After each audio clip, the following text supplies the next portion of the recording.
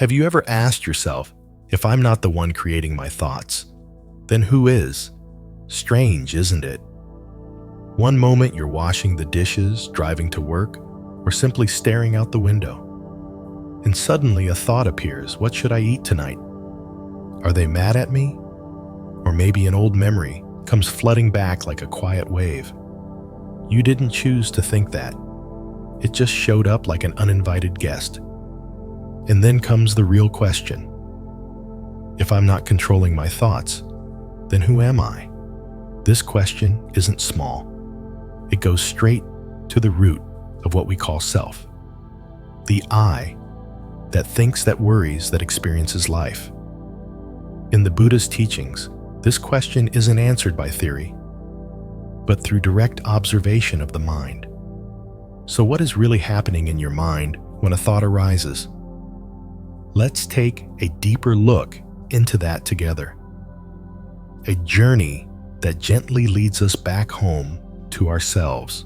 Have you ever sat still, doing nothing, and suddenly a thought drifts in, like a quiet ripple on a lake? Maybe it's an old memory, a mistake from years ago, or a sadness you can't quite name. It comes softly, but leaves behind a certain weight.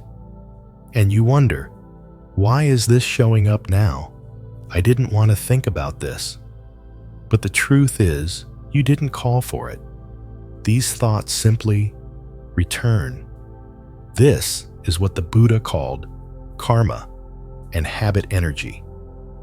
Imprints from the past, etched deep into consciousness like grooves in stone.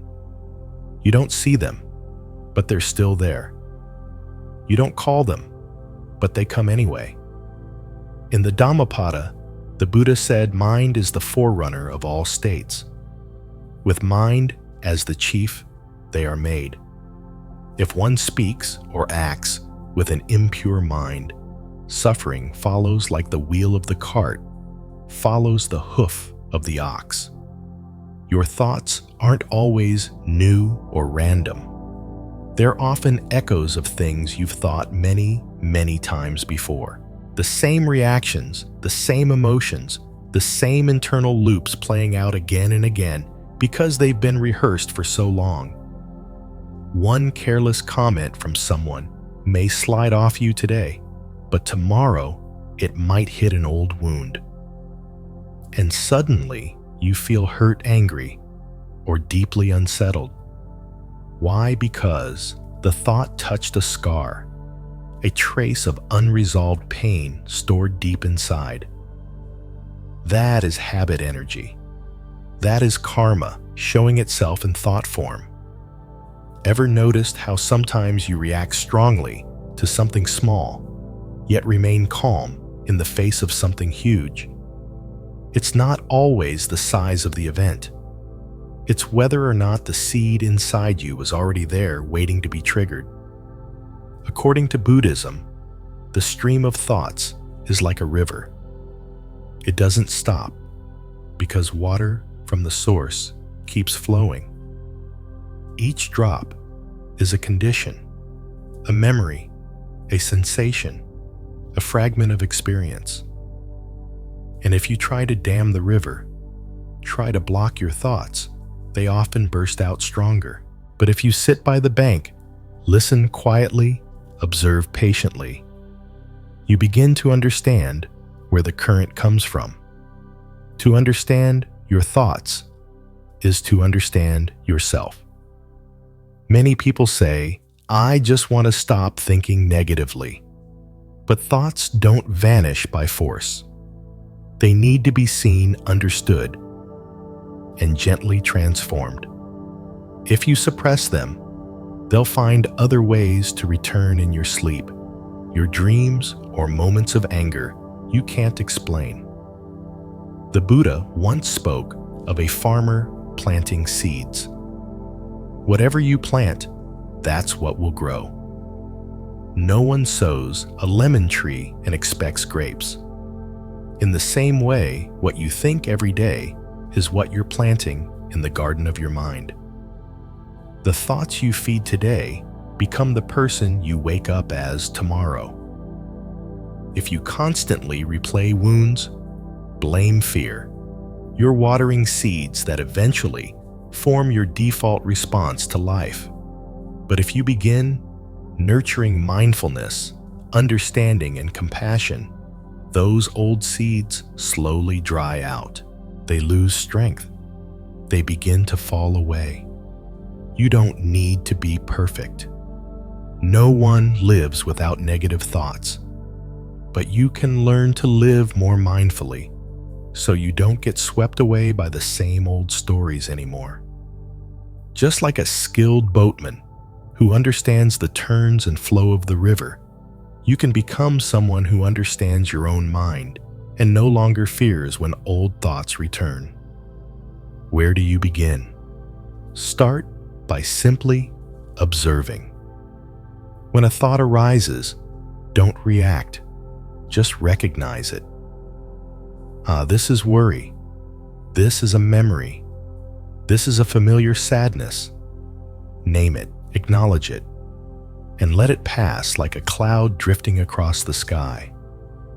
There's nothing wrong with thinking, but you no longer have to be a prisoner of your thoughts. And that is the first taste of freedom, the kind that happens not outside, but deep within. In the Samyutta Nikaya, the Buddha said, "Whatever is dependent upon conditions will cease when those conditions cease." So every negative thought, it's not who you truly are. It's just a temporary condition. And once you see that clearly, it no longer has power over you. The beautiful part is, you don't have to eliminate all your negative thoughts to find peace. You only need to realize you are not them, and you don't have to repeat them anymore. So today, what seeds are you planting in your mind?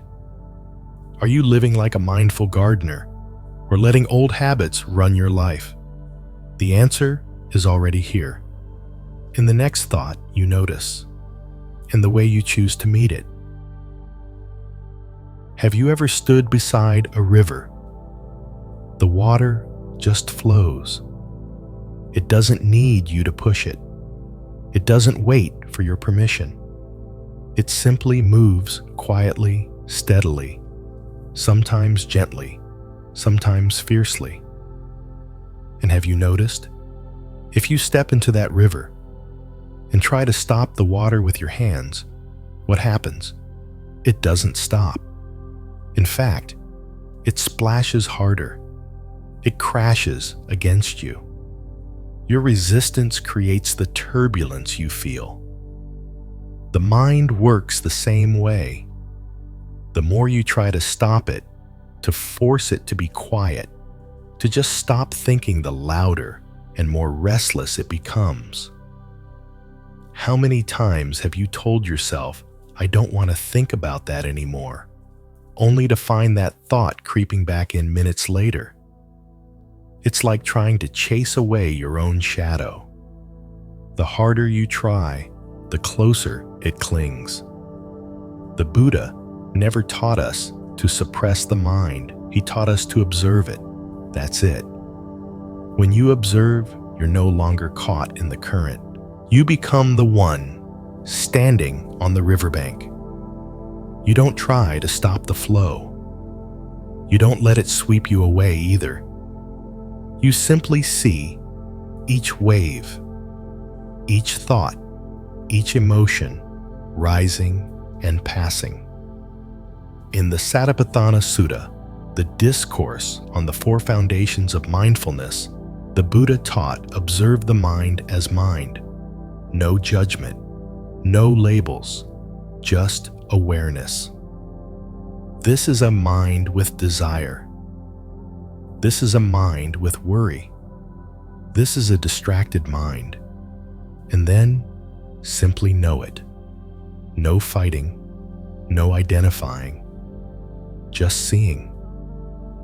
People new to meditation often think mindfulness will empty the mind, make it blank and peaceful.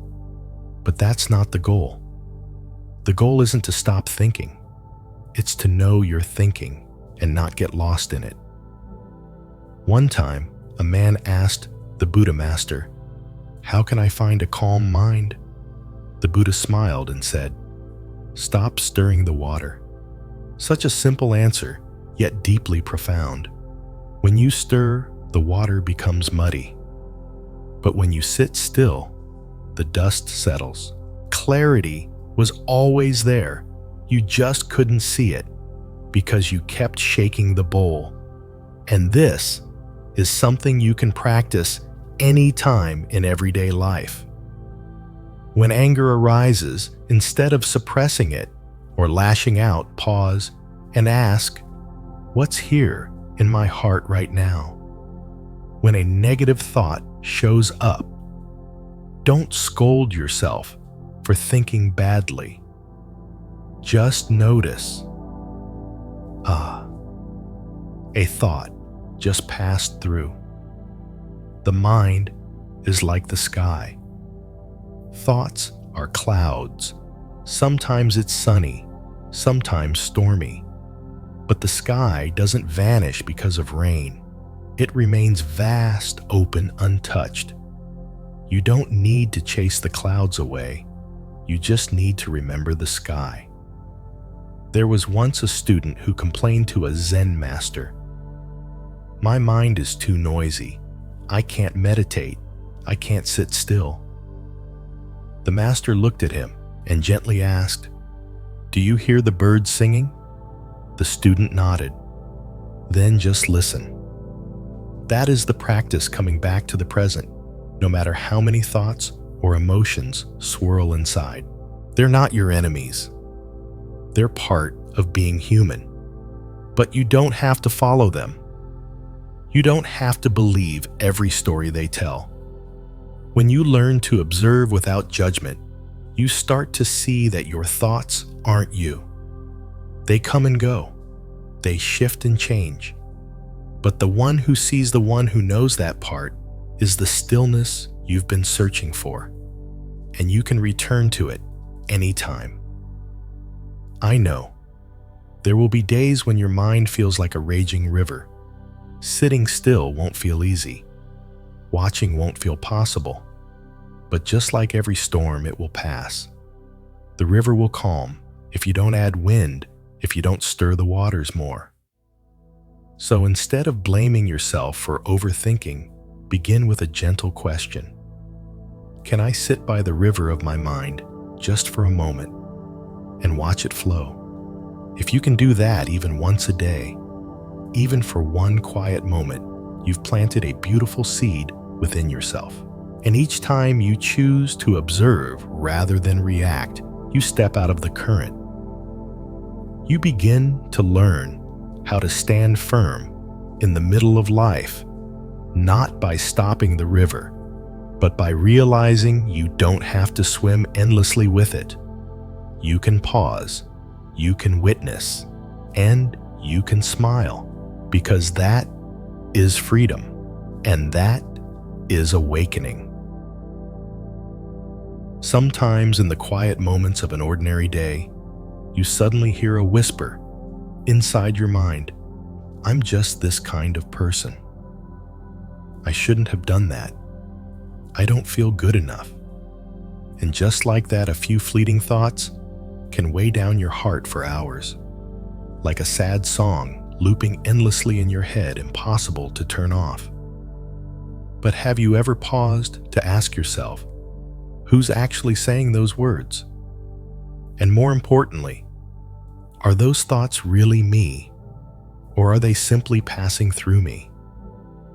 The Buddha once shared something beautifully simple yet profoundly deep. This is not me, this is not mine, this is not myself. And he wasn't just talking about the body, he was referring to us, to our feelings, thoughts will, even our consciousness. Everything we usually cling to and label as me is actually not. It sounds paradoxical, doesn't it? Aren't I the one feeling? Aren't I the one thinking, wanting, deciding? How can it not be me? But look closer. Emotions come and go.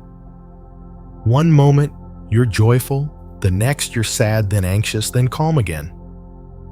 If you were that sadness, you would cease to exist the moment the sadness faded. Thoughts, too, are ever shifting. You can believe one thing now, and 5 minutes later, you might believe the opposite. Does your true self really change that quickly? Even your will, what you want, what you choose, it changes. Today, you vow to live simply. Tomorrow, you're ordering things you don't need. So who is the real you in the midst of all this change? That's why the Buddha taught us to observe layer by layer. Not to reject anything, but to understand clearly what you experience is not who you are. These things just move through you. Imagine sitting by a still lake. A leaf falls. Ripples form, then fade. The lake returns to stillness. That leaf is like a feeling, a thought, a desire. It disturbs the surface for a moment. Then it drifts away. But the lake is not the leaf, and you are not the thought, not the feeling, not the impulse. You are the awareness that sees them come and go. In Buddhist teachings, this is known as the 5 aggregates: form, feeling, perception, mental formations, and consciousness. The Buddha said, each aggregate is impermanent, not me, not mine, not myself. This isn't about becoming detached or numb to life. It's about freedom. Because only when you stop identifying with what passes through you, you stop being hurt by it. You can feel anger without becoming an angry person. You can feel sorrow without becoming a sad soul. You can want something and then let it go without feeling like you lost yourself. This practice may sound simple, but it's a lifelong journey of awakening.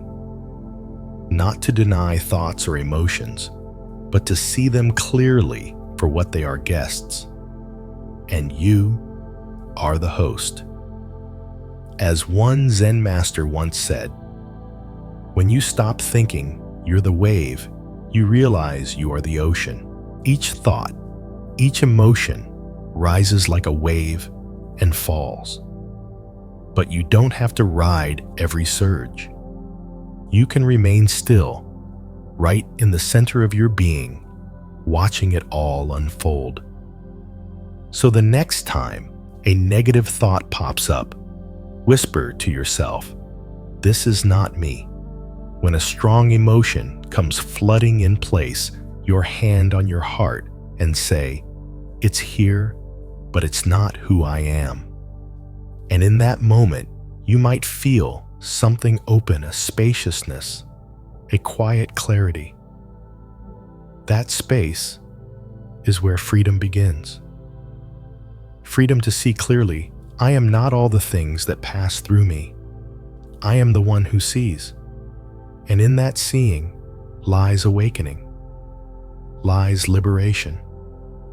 So next time your mind stirs with a familiar thought, a stubborn feeling, or a restless desire, what will you choose? To get swept away, or to smile gently and say, "This is not me"? There's a question that seems simple on the surface, but it can take a lifetime to truly sit with who is the one thinking inside of you. Every day, thousands of thoughts rise in your mind. Thoughts about what you haven't done yet. People who have left memories that still linger. Sometimes they rush in like traffic at rush hour. Other times, they drift softly like smoke on a quiet evening. And in the middle of all that noise, we often assume, I am the one thinking. But have you ever just sat down in silence and genuinely tried to find that one who's thinking. If you search, not by analyzing, but by honestly observing, something strange happens. There's no someone behind those thoughts. No actual person is standing at the door of your mind, controlling each idea. There's only the sense that someone is thinking, and that sense is just another passing phenomenon. It's like walking into a room and hearing music playing. Naturally, you assume someone must be playing an instrument. But when you open the door, it's just the radio. That feeling that someone is there is a natural illusion of consciousness, but it's not the truth.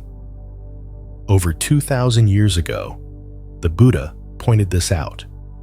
In the Anatalakkhana Sutta, the discourse on the not-self characteristic, he taught that the body feelings, perceptions, mental formations, and consciousness, none of these are your true self.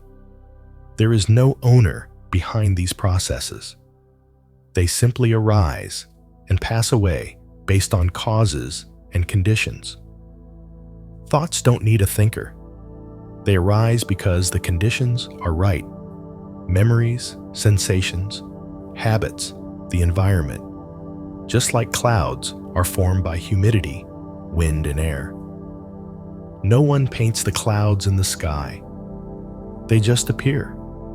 And thoughts are the same. You can try this yourself. Sit quietly for a few minutes. When a thought comes up, simply ask, "Who is thinking this?" That's all. Don't analyze. Don't rush to answer. Just observe. And you'll see the thought comes, and then it goes. No one holds on to it. No one is driving it. There's no fixed thinker behind the wheel. In Vipassana, meditation practitioners are guided to observe these mental processes. Sensations arise, then fade. Thoughts appear, then dissolve. Even intention arises, then softens. Everything is impermanent. And most importantly, there is no self behind it all. We're just used to an illusion, a sense of me being here. But that sense shifts with each mood. When you're angry, the you is angry. When you're joyful, that you changes again. The self isn't stable. It's a product of perception, not the source of it. There's a famous story in the Zen tradition. A student once asked a master, "I want to know who I really am." The master replied, "Good. When you find the one who's asking, come tell me." The student meditated for days. At first, his mind was flooded with thoughts, but gradually, he began to observe. Every time a thought arose, he would gently ask, "Who is thinking this?" And something remarkable began to happen. The thoughts started dissolving on their own. After many days, he returned to the master, bowed and smiled. No words were needed. The answer had already revealed itself. This isn't abstract philosophy. It's a deeply personal truth if you're willing to pause and look. When you realize that the thinker is just a passing feeling, you're no longer imprisoned by your thoughts. You don't suffer under them. You don't have to chase or fight them anymore. You start to create a little space and inner freedom. You no longer believe every thought that floats across your mind. You no longer react as if you are the thought. You can watch them like birds flying across the sky. No grasping, no pushing away. Just seeing and breathing.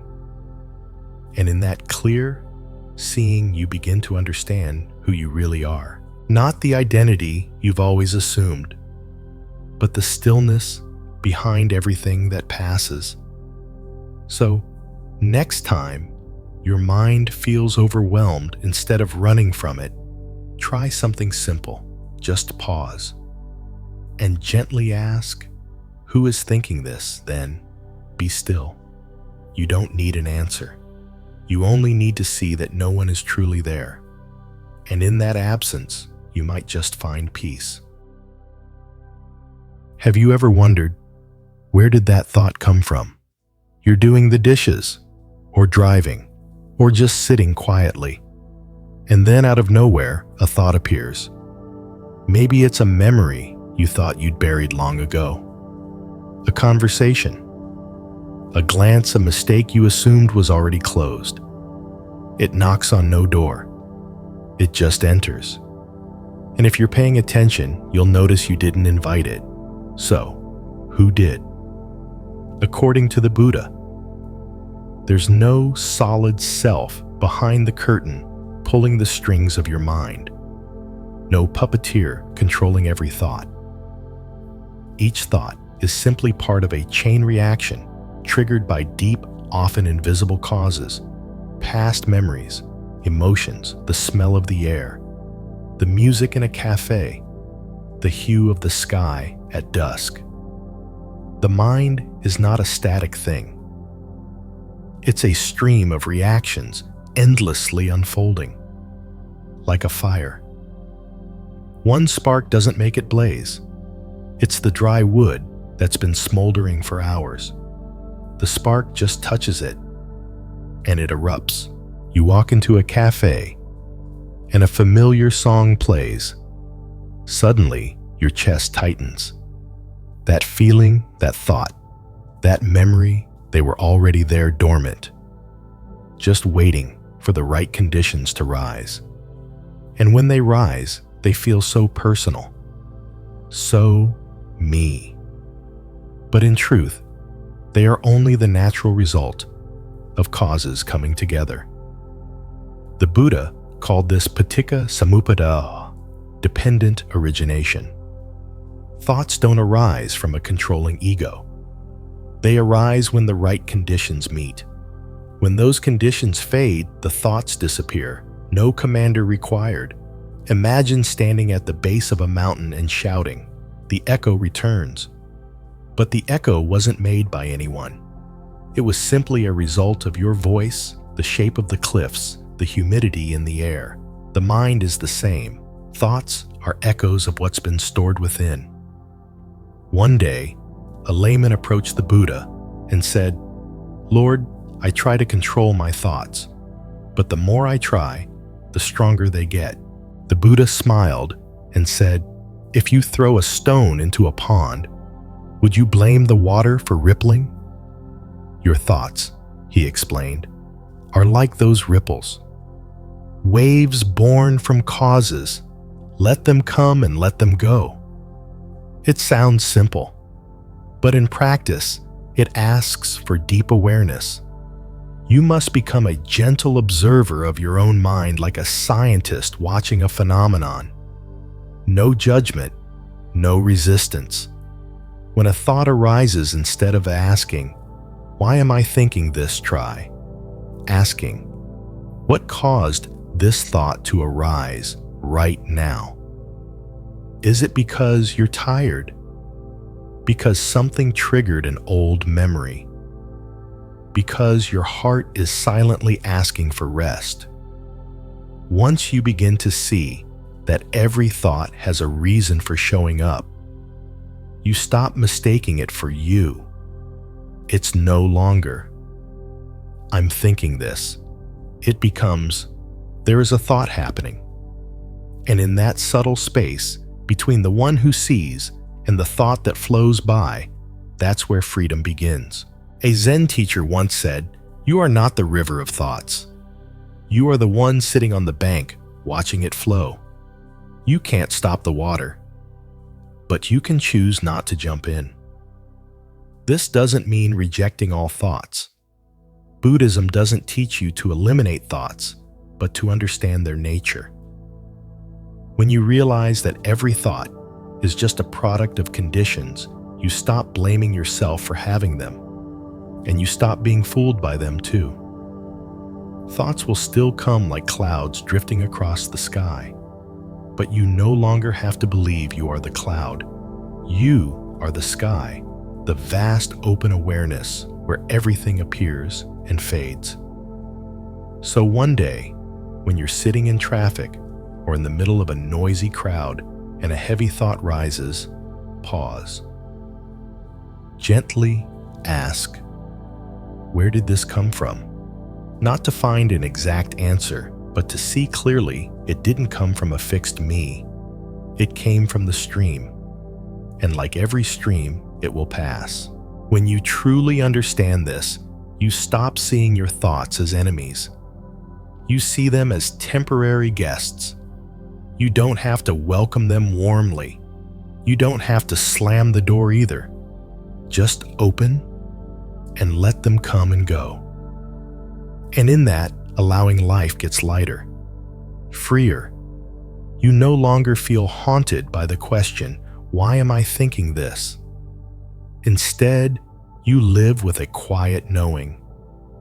A reaction just passed through, and I'm still here steady and spacious, like the sky. Someone once told me, I'm afraid of silence. It feels like emptiness, like nothing exists anymore. And I get it. That feeling is more common than we think. For many of us, stepping into silence, especially the silence within, feels unfamiliar, maybe even unsettling. We're used to noise, used to thinking nonstop, used to our minds always being busy. So when the mind finally begins to quiet down, we don't know what to do with that stillness. We call it emptiness. But is that really what it is? According to the Buddha, the deep inner stillness isn't a lifeless void. It's not the absence of life, but rather the presence of life in its most complete form. It's not that you feel nothing. It's that you feel everything without being swept away by it. Imagine sitting under a tree on a windless afternoon. Birds singing in the distance. Sunlight resting gently on your shoulder. A leaf falls somewhere behind you, and you just sit there not doing anything, not needing anything, not resisting anything. In that moment, you don't have to say, I am at peace. Your very presence is peace. The kind of silence the Buddha spoke of in meditation isn't about escaping life. It's not about thinking nothing or pushing all your problems away. It's about a deep awareness where you no longer need to chase every echo in your mind, and instead, you can simply be with yourself. In the middle-length discourses, the Buddha once said, "There is that which is unborn, uncreated, unformed, and unconditioned. If there were not, there would be no escape from what is born, created, formed, and conditioned." This nothingness he spoke of isn't a void. It's the space from which everything arises and into which everything dissolves. And when your mind touches that space, you don't feel empty. You feel strangely full. Maybe you've had a moment like that, a still morning or a quiet hour by the ocean where you didn't need to think. You just breathed. You just were. And in that moment, it felt like the whole universe was present without anyone saying a word. That's full presence. Silence isn't withdrawing from life. It's stepping deeper into it with a heart no longer chained by fear, reaction, or craving. It's hard to trust silence. Our minds want to fix something, figure something out, or reach for the next thing, but there's a great wisdom in stopping. An Eastern meditation master once said, "When you do nothing, no talking, no thinking, no striving, your true nature appears." And that true nature doesn't live in noise. It reveals itself only when you're willing to sit still, look inward, and stop searching. You know, on your most exhausted days, you don't need to try to be a better version of yourself. Sometimes, you just need to be still, truly still, so your mind can return to its natural state, like a lake that stops rippling. Only then can it clearly reflect the sky. To be fully present doesn't mean forcing yourself to be present. It means letting go of the things that hide your presence. When you no longer have to act strong, no longer have to think right, no longer avoid what you feel, then you return to yourself. And within you, a quiet, living depth continues to breathe. And in that stillness, something begins to happen. You start to see what you once overlooked, a buried emotion, an old wound, a voice within that has longed to be heard. You see it all more clearly, more gently, more honestly, not because you figured it out, but because you stopped running. Inner silence is never emptiness.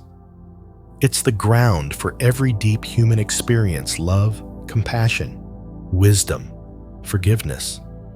None of these arise from a restless mind. So if today you feel the need to heal, don't rush to find another answer in thought. Find a moment of silence instead, and in that moment, you'll realize you're not lacking anything. You are fully here, and that is more than enough. There's a common misunderstanding that many people carry when they first step onto the path of spiritual practice or meditation. They believe, "I have to stop my mind from thinking." Have you ever thought that too? That in order to feel peaceful, your mind must be completely blank, no thoughts floating around. That only when your mind is absolutely silent can you experience something called inner peace. But let's pause for a moment. The mind, in its essence, is like the sky, and your thoughts, they're just clouds passing through. Sometimes thick, sometimes thin. But you don't need to chase away every cloud to see the sky. You only need to remember it's always there behind it all. In the same way, you don't need to erase all your thoughts to find peace. You just need to change the way you relate to them. The Buddha never taught us to destroy our thoughts. He simply showed us how not to be controlled by them. You see, thoughts aren't your enemy. In fact, they allow you to plan, create, remember, and understand. But here's the problem. When you identify with every thought, when you believe every story your mind tells you, you get pulled away, drifting from worry to regret, from imagination to fear. And in truth, what drains you isn't the thought itself, it's how you react to it. It's like a visitor knocking at your door. If you rush to open it, invite them in, pour tea, and sit listening to their complaints all afternoon, you'll be exhausted. But if you quietly hear the knock, acknowledge it, and return to what you were doing, your peace remains undisturbed. Your mind is the same. When a thought arises, you don't have to serve it tea. You just notice it, like a cloud passing, like a breeze brushing through. That's the practice the Buddha called mindfulness. Not trying to scrub the mind clean, but simply seeing clearly what's there with presence, without judgment, without reaction. Once a man came to the Buddha and said, "Master, I suffer because of all the thoughts in my head. I just want them to stop." The Buddha smiled gently and asked, "Can you stop the wind with your bare hands?" The man fell silent. Because he understood, trying to force your thoughts to stop is like trying to calm a lake during a storm by shouting at the waves. But if you stop stirring, stop reacting, the surface will settle on its own. When you shift your relationship with thoughts from, "I must control this," to, "I will simply observe you," open up a new space within. A space wide enough for thoughts to come and go without shaking your center. Like in meditation, you sit still and follow your breath. Thoughts may still drift by, but you don't chase after them. You don't fight them. You don't cling to them. You just sit, like a mountain, steady and unmoved. And then, one day, something beautiful happens. You realize you are not your thoughts. You are the one aware that thoughts are happening. I often tell people new to meditation, you don't need to meditate well. You just need to stay with whatever is without running away or clinging on. One older woman once shared with me, "I always thought I had to stop worrying completely to be meditating right, but now I see. Just looking at my worries with kindness already makes them softer." And she's right. When you stop seeing your thoughts as enemies, you begin to step into true peace. So let's begin with something small.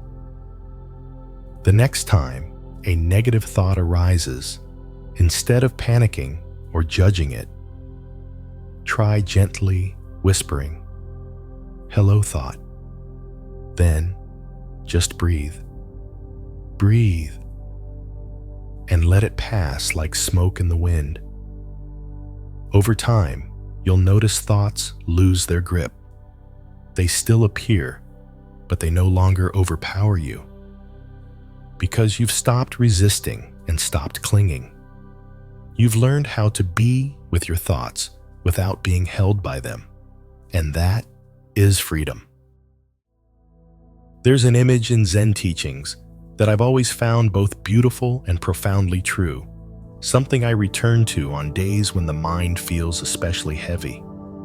It's this: thoughts are like clouds drifting across the sky, and your true mind is the vast sky itself. Have you ever just sat quietly and watched the sky? On an autumn afternoon, when soft white clouds float by, you'll notice the sky never tries to hold on to the clouds, nor does it try to push them away. It simply allows. It's just there, vast, still, and open, letting the clouds come and go as naturally as breath.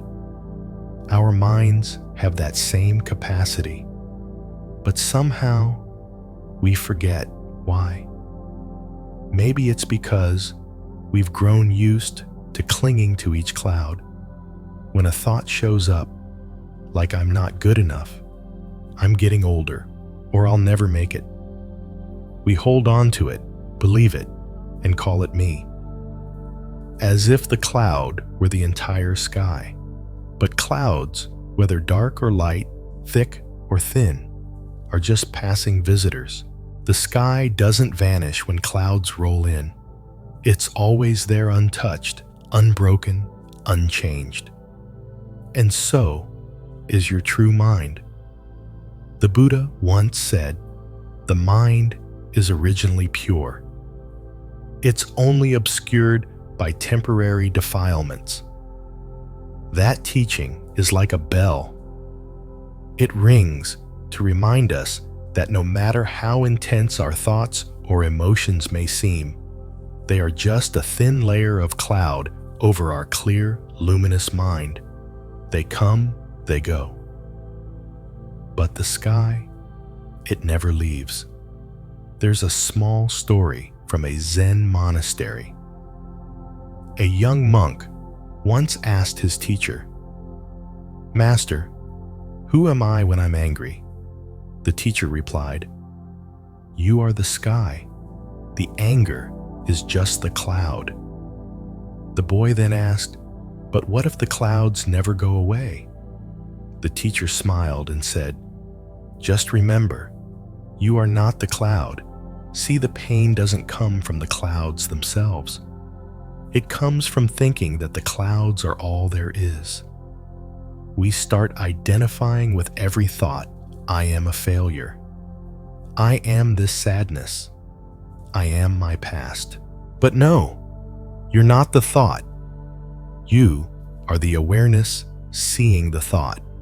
You're the one watching the clouds, not the cloud itself. Try this sometime. When a negative thought arises, don't rush to fight it. Don't rush to believe it either. Just pause. Close your eyes. Take a deep breath. And imagine your mind as the sky. Wide, spacious, unbounded, not defined by any fleeting thought. Then tell yourself gently, "This is just a cloud, and I am the sky." I remember meditating in the forest one early morning. The fog was so thick I couldn't see a thing in front of me, but I knew the sun was still there behind the mist. I didn't need to chase it or force it out. I just sat still and waited for the fog to lift. Your mind is like that. Sometimes it's cloudy, stormy, full of confusion. But if you can learn to sit quietly, not judging, not running, not reacting, the stillness will slowly return. And then you'll see something miraculous. Your true mind never left. It was just hidden for a while, like the sky behind the clouds. The Buddha never promised a life without clouds, but he showed us that we don't have to live inside the clouds. We can always return to the quiet sky within, and you don't need to fight your way back to it. You simply remember, I don't need to become the sky. I already am. From that place of awareness, every thought, be it worry, regret, or sorrow, becomes lighter. Not because it disappears, but because it no longer defines you. So the next time your mind feels restless or overwhelmed, look up. Look at the real sky and remind yourself, my mind is just like that vast open unbound. It can hold everything but cling to nothing. That is the deepest kind of freedom, not by removing the clouds, not by fixing the sky, but by simply knowing what is cloud and what is sky, and then live like the sky itself, generous, steady, unshaken, always present behind every storm. There are moments in life when you say something and almost immediately wish you hadn't. Or you react so strongly that later, once the storm has passed, you quietly ask yourself, why did I do that? You know the answer, don't you? Because it happened so fast. So fast you didn't have a chance to choose. It just came out like a reflex, like a shadow leaping out before the light. And before you could even take a breath, it had already turned into words, into actions, into wounds, either for yourself or someone else. We call that habit. Now, habits aren't always bad. They let you tie your shoes without thinking. They help you drive. Brush your teeth without effort. But when habits start creeping into your emotions, your speech, your reactions, they become something else entirely. They turn into a loop, an automatic chain that steals your freedom. This is what Buddhism gently invites us to notice. Mindfulness is the key that unlocks the cycle of reactivity. When you're mindful, you're not just aware that you're breathing or walking or eating. You become aware that you're getting angry, that you're about to say something hurtful, that you're wanting to avoid a difficult truth. And that awareness creates a pause, a small space. And in that space, you get to choose. Choose not to speak when your heart is burning. Choose not to reply when fear is steering the wheel. Choose not to act on something you'll regret. In the Satipatthana Sutta, the Buddha's teachings on mindfulness, he said, "When the mind is filled with greed, know it. When the mind is filled with anger, know it." It sounds simple, but if you've ever tried to live this way, you'll know it's not easy. Emotions rise fast. Thoughts come like a flood, and reactions almost feel instant. But the moment you see it, you've already taken a step out of it. I remember a wise old meditation student once shared with me, "In the past, if someone insulted me, I'd lash out instantly like someone pushing a button. But now, when I feel anger rising, I whisper to myself, 'I see you.' And somehow, just saying that, the anger loses its grip. And that's the power of awareness. You're not suppressing it. You're not denying it. You're just not being owned by it anymore. Do you still get angry? Yes. But you know you're angry. Do you still feel anxious? Sure. But the fear no longer makes your decisions for you. Do you still feel sorrow? Of course. But you don't hide from it or become it. Mindfulness gives you space. And in that space, you start living with intention. One metaphor I love: the untrained mind is like riding in a horse-drawn carriage. But the reins have slipped from your hands. The horses go wherever they want, and you just get dragged along. But when you are mindful, you pick up the reins again. You don't need to yank, just a gentle hold, and now you're choosing the direction. And mindfulness, it's not some mystical, out-of-reach practice. It's as simple as returning to yourself. A breath, a blink, a hand on your heart when emotions swell, a soft whisper. What am I doing right now? Those tiny moments, they're the roots of your freedom. In the Dhammapada, the Buddha says, "Better to conquer yourself than to win 1,000 battles. And to conquer yourself, you have to see yourself. See the habit as it begins. See it so you don't follow it blindly. See it so you can step onto a new path, one paved with compassion, wisdom, and freedom." So next time you feel a reaction rising like a hot wave inside you, pause. Just one breath, one sacred silence. And in that space, you might suddenly realize you don't have to repeat the past anymore. You can choose differently. And that's where you begin to truly master your life. Not by controlling the outside world, but by clearly seeing the world within. A pause, a breath, a moment of mindfulness, and you'll see freedom was never far. It was always right here. In every moment you choose to wake up to yourself.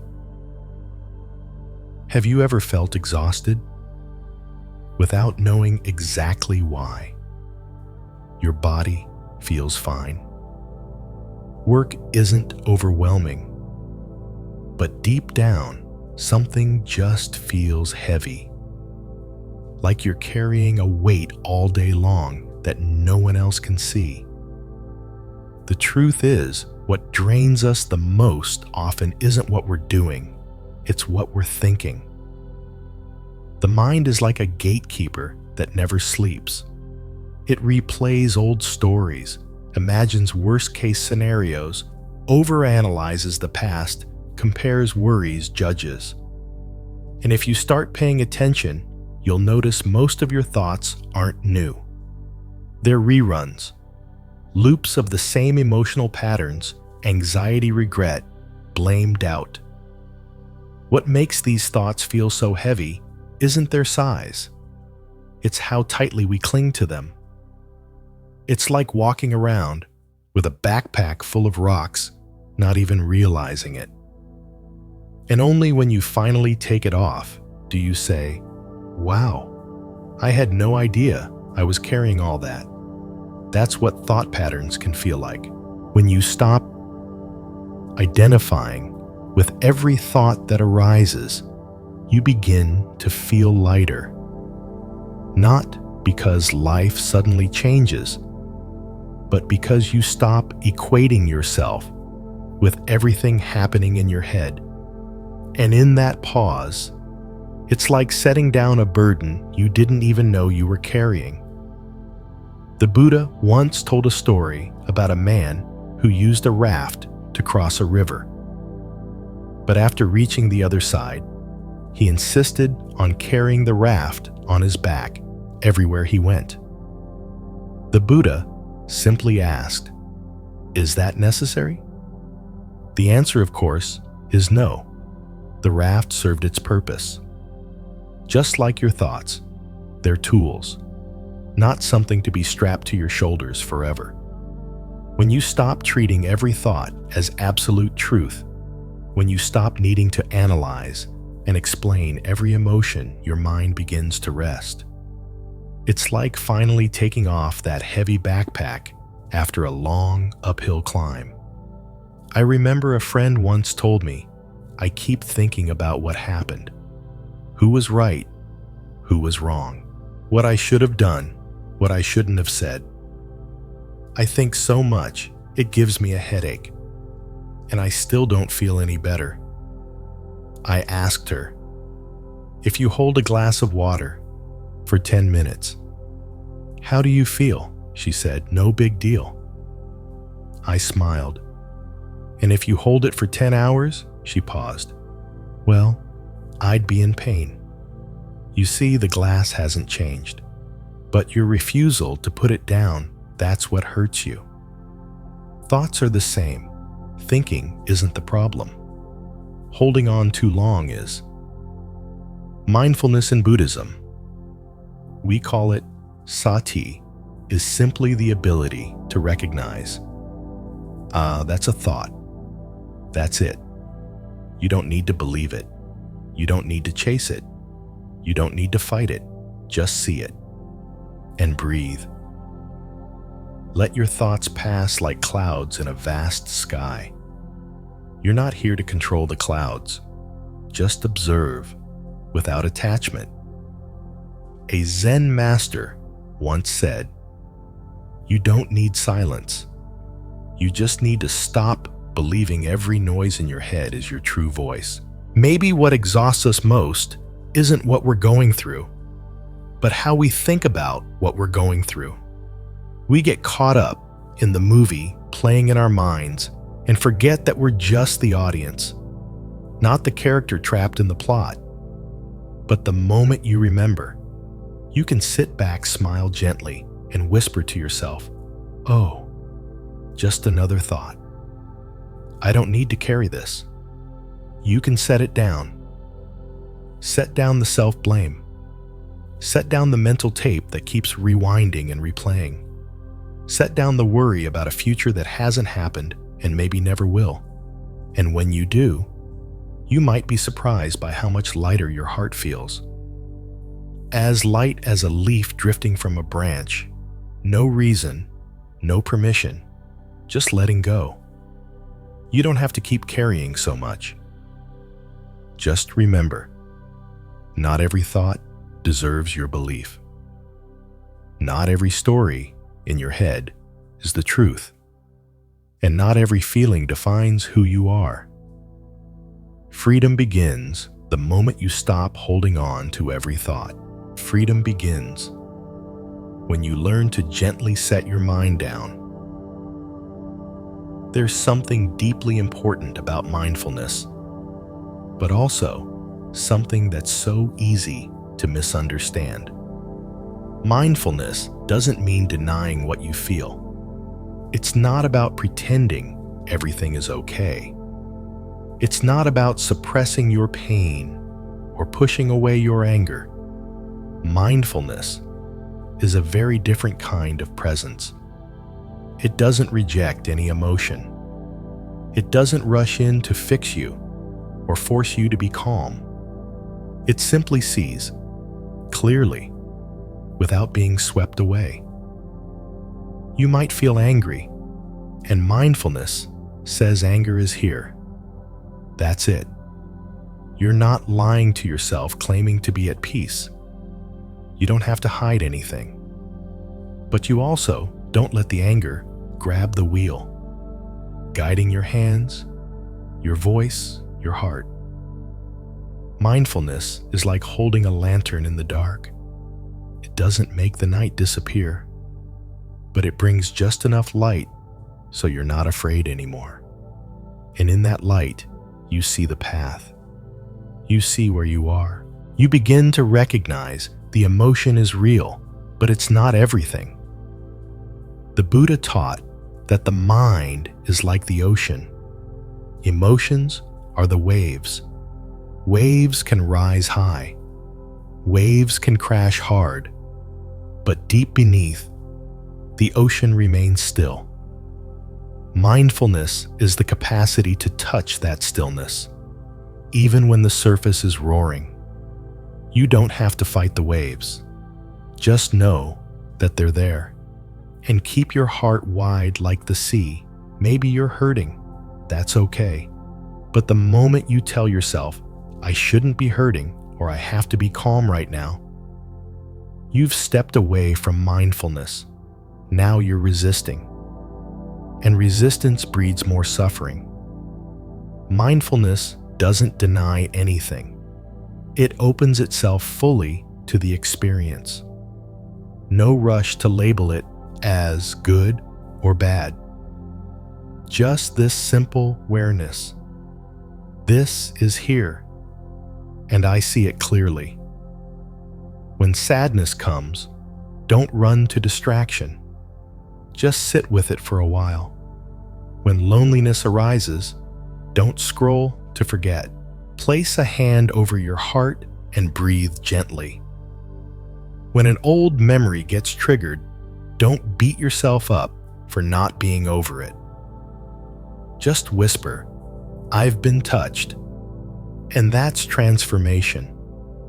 Not because the sadness magically turns into joy, but because it no longer has the power to drag you further down. It's like watching a child cry. You don't yell at them. Stop crying.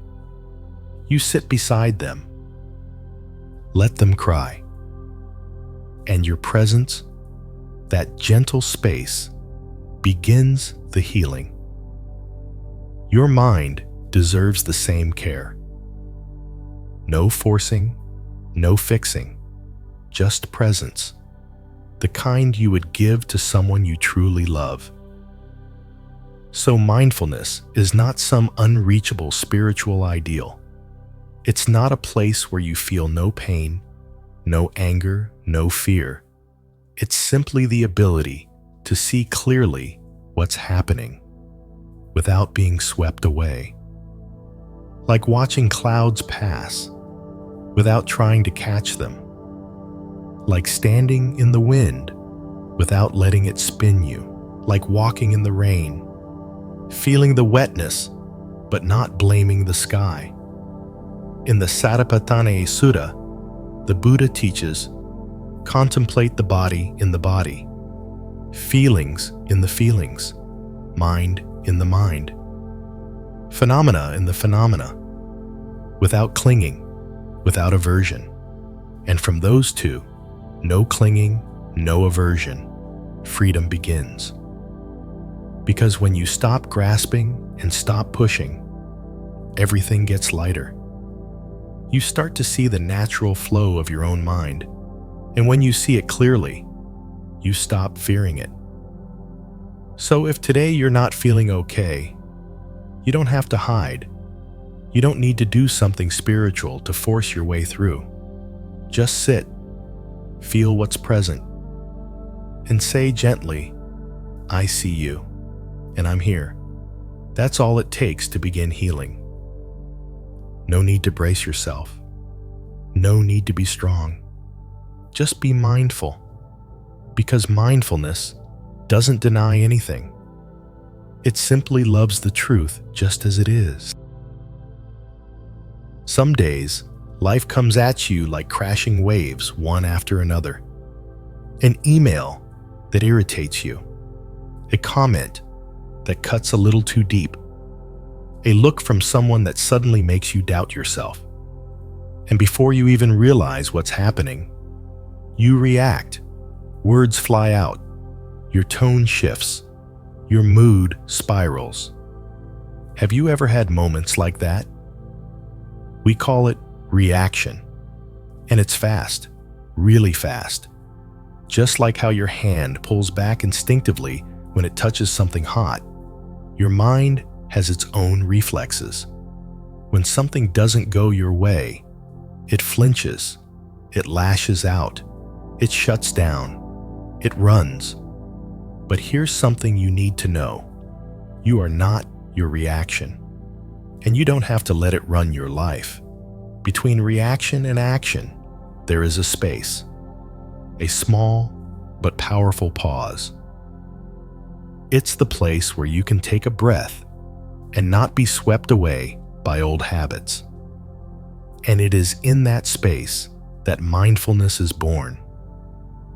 Mindfulness isn't about trying to be better or more spiritual. It's not about forcing yourself to be calm or pretending everything's okay. Mindfulness is simply the ability to see clearly what's happening in your body, in your mind, and around you right now. And here's the miracle. When you're fully present in this moment, you no longer have to react unconsciously. You can choose. You can choose not to hurt someone just because you're hurting. You can choose to listen instead of defend. You can choose to breathe instead of saying something you'll regret.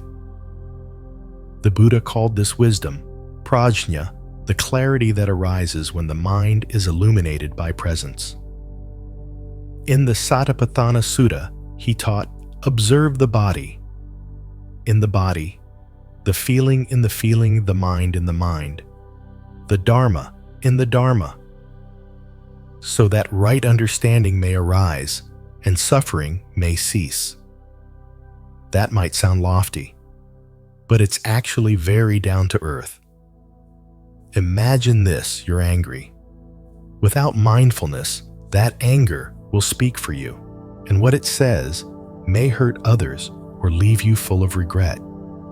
But if you can simply notice the anger without judgment, without suppression, just breathe with it, look into it, then something shifts. You create space. And in that space, wisdom speaks.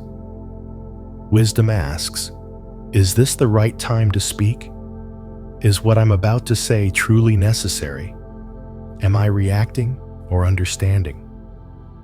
Even something as simple as one deep breath can change the direction of an entire conversation. One mindful pause can turn a chaotic day into one of grace. Mindfulness helps you live from the inside out, not just reacting to every bump from the outside world. It doesn't erase hardship. It doesn't make life suddenly easy, but it gives you the strength to move through life with clarity and calm. Once the Buddha was asked, what makes a wise person different from an ordinary one? He replied, the wise also feel pain. They get tired, they feel sorrow, but they don't run. They look deeply. They understand, and through that, they become free. And freedom here doesn't mean doing whatever you want. It means not being trapped by what you don't want. You can live like that. You can begin with the smallest moments.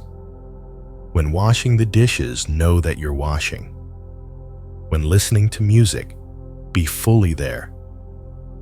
When anxiety arises, notice it. No need to fix. No need to force. Just breathe. Just be. And over time, you'll begin to see, every time you return to yourself, you're planting a seed of wisdom. You don't need to study ancient scriptures. You don't need to master complex theories. Just be present with the life you're already living. Because in truth, you don't need to control life. What you need is to show up fully for it, with a gentle heart and clear eyes. That's the wisdom of mindfulness. It doesn't ask you to be perfect. It only asks that you be present. And when you are, you'll know what's right to say, what's right to do, and what's worth letting go. You'll stop being swept up by every storm. You'll stop chasing every echo in the wind. There will be just you truly living. The peace we search for our whole lives, inner freedom, deep calm, turns out to be right here in this very moment when we choose to stop running and simply be awake. You don't need to become someone else. You don't need to reach some grand achievement. You just need to come home to yourself, gently, honestly, and live each breath as if life were a gift you just opened for the first time. If something in today's message touched your heart, that's not an accident. Maybe it's your time to live with a little more lightness, a little more awareness. Subscribe to Buddhism Seeds, and let's keep nurturing these seeds of mindfulness, compassion, and wisdom together. If this video felt meaningful to you, hit like, share it with someone who may need it, and leave a comment below. I'd love to know how this resonated with you. From my heart to yours, thank you for being here.